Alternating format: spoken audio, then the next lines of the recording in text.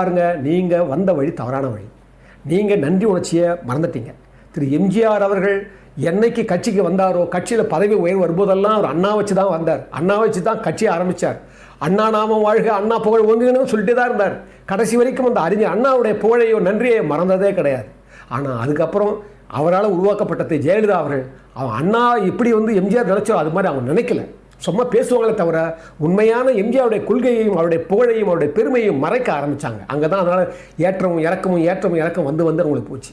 ஆனால் ஒரு காலத்தில் 1965 1973 வரைக்கும் திரு எம்ஜிஆரோடவே இருந்து எல்லா படங்கள்லையும் அவருடைய கொள்கைகளை வெளியே வர்றதுக்கு ரொம்ப ஊக்கியாக இருந்ததால் காலம் அவங்களுக்கு மறுபடியும் கொண்டாந்துருச்சு. ஆனால் நீங்கள் என்ன பண்ணுறீங்க? நீங்கள் ஒரு யானை மாலை போட்ட மாதிரி உங்களுக்கு ஒரு சசிகலான்னு அந்த ஒரு அம்மா மேலே அந்த அம்மா மேலே வாயால் நீங்கள் வந்தீங்க சிஎம். ஆனால் நீங்கள் என்ன பண்ணியிருக்கணும்?